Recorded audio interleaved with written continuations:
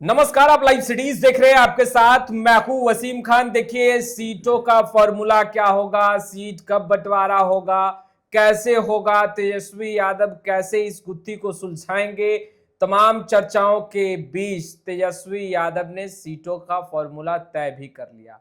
और देखिए, अब महागठबंधन पूरी तरीके से मजबूत है, मगर दूसरे तरफ महागठबंधन ने तो सीटों का फॉर्मूला तय कर लिया है।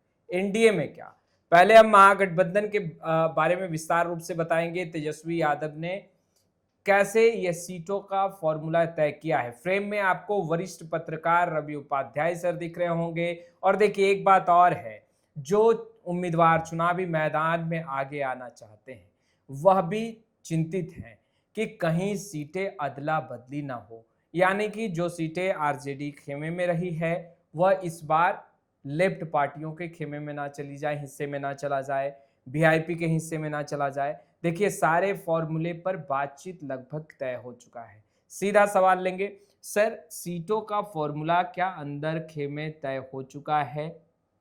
देखिए, सबसे बड़ी बात है कि तेजस्वी यादव के बारे में बता देते हैं। जो गांव देहात में कहावत है या ऐसे अमूमन आप ऐसे भी लोग जानता है, देखन में छोटन लगे घाव करे गंभीर। जी। तो ये है तेजस्वी यादव। उम्र में भले कम है, जो बड़े बड़े दिग्गज नेता घूम रहे हैं वो उस उम्र के तेजस्वी यादव नहीं है, लेकिन जो तैयारी कर रखी है, इस बार एनडीए को नाको चने चबाना होगा। आप देख रहे हैं कि लगातार नरेंद्र मोदी का दौरा और तमाम बड़े और कद्दावर चेहरे बिहार के दौरे पर, और कई केंद्रीय मंत्री तो समझिए कि जिम्मेवारी ही संभाल चुके हैं बिहार में इस बार।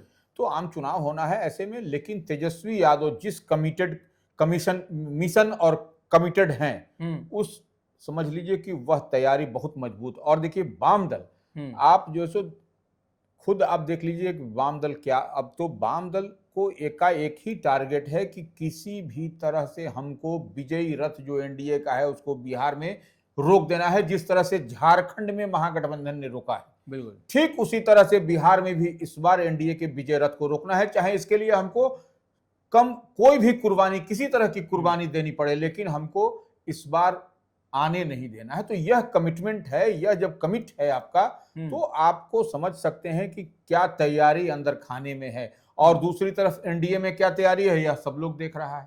तो ये सबसे बड़ी बात है। एनडीए में तो अभी सिर्फ फुटबॉल की स्थिति बनी हुई है। भले लोग कह रहा है सब कुछ ऑल इज वेल है, कुछ नहीं होगा, सब सीट का बंटवारा हो जाएगा, लेकिन ऐसी बात, ऐसी स्थिति परिस्थिति नहीं बनती हुई दिखाई पड़ रही है। चाहे कोई माने नहीं माने, वो अपना उनका अलग विषय है। लेकिन महागठबंधन में जितना हम देख और समझ पा रहे हैं, जो इंटरनल सर्वे तेजस्वी ने कराया था उसकी रिपोर्ट भी धीरे धीरे पहुंचने लगी है। आप समझ लीजिए, आरजेडी की ओर से इंटरनल सर्वे कराया गया तमाम जो उनके विधायक हैं उनकी सीट पर, तो वो भी रिपोर्ट तेजस्वी यादव के पास पहुंचने लगी है। तेजस्वी यादव उसका भी मंथन और चिंतन अपने जो संजय यादव हैं, राज्यसभा सांसद हैं, उनके साथ मिलकर के बैठक कर रहे हैं, और उसके बाद फिर वह कमेटी में जाएगी, वो अलग विषय है।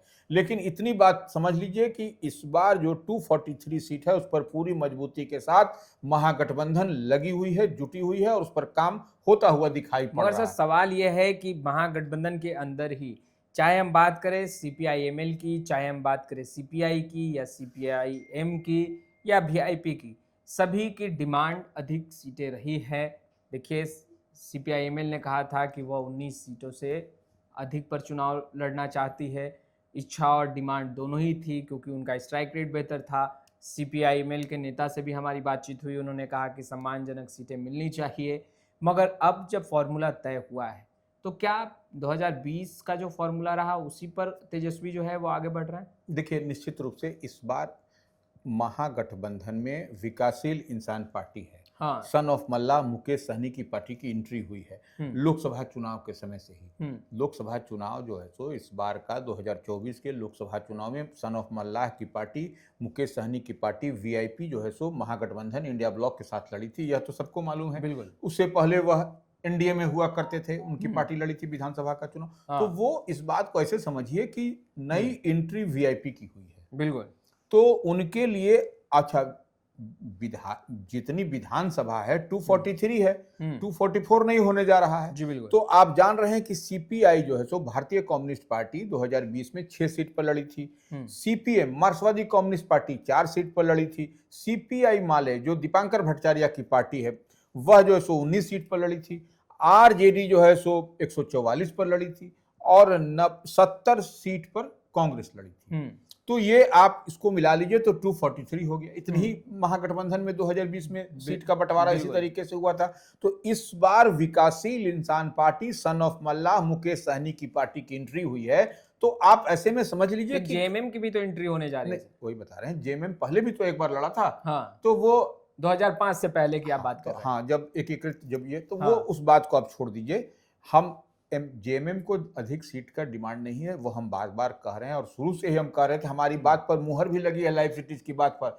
तमाम विशेषज्ञ और हर दल आप हर जगह बैठते हैं बोलते हैं, लेकिन हम शुरू से जिस बात को कह रहे थे कि 2 सीट को लेकर के उनको 2 सीट 3 सीट मिल सकता है। 2 सीट तो उनका बनता भी है। तो जो झारखंड की बॉर्डर से लगा हुआ इलाका है, ऐसे में आप उसको समझ लीजिए कि वह शेड्यूल ट्राइब्स का इलाका माना जाता है। तो उस इलाके से आपको मैक्सिमम वोटर टर्न अप होते हैं शेड्यूल ट्राइब्स के।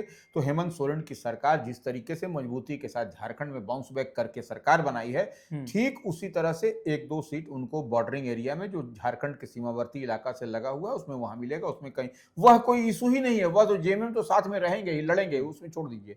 लेकिन अब जो बात हो रही है वह सन ऑफ मल्लाह मुकेश सहनी की पार्टी की। तो नई एंट्री है महागठबंधन में, तो उनको कितना सीट चाहिए? उनको जो है सो 20 से 21 सीट पर उनकी बात बनती हुई दिखाई पड़ेगी।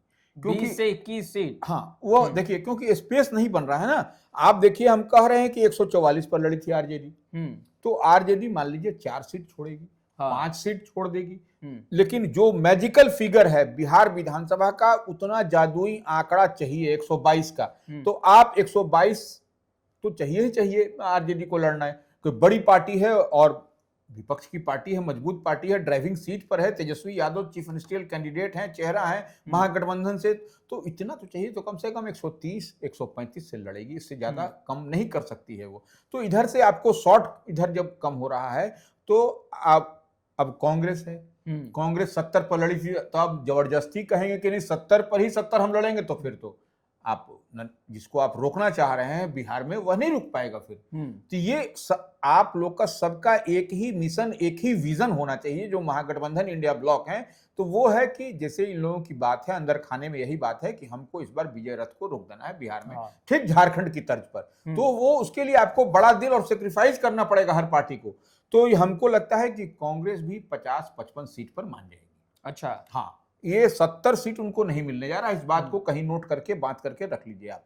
तो ये जो अब मुकेश सहनी की पार्टी सन ऑफ मल्लाह की पार्टी है, उसको भी आपको 21 सीट से ज्यादा नहीं मिलता हुआ दिखाई पड़ रहा है। जो सिनेरियो बन रहा है, जो सिस्टम, जो सीटों के बंटवारे के तहत हम लोग देख और समझ पा रहे हैं, और जो अंदर खाने में बात हो रही है जिसको हम लोग डिकोड कर रहे हैं। तो एक बात, अब देखिए पशुपति कुमार पारस की पार्टी लोक जनशक्ति पार्टी राष्ट्रीय, उसकी भी एंट्री होगी। उसको भी कुछ सीट देना पड़ेगा क्योंकि वह एक बड़ा चेहरा है पशुपति कुमार पारस, और दलित वोट, महादलित वोट की बात होती है तो वह निश्चित रूप से आप जो है सो जिस संगठन को लीड करते हैं तो वो श्रद्धेय रामविलास पासवान के वो भाई हैं, उनकी पार्टी रही है, तो वो दलित सेना उनका रहा है। तो ऐसे में आप समझिए कि उनको भी कुछ 2, 4, 5 सीट देकर के संतुष्ट किया जाएगा।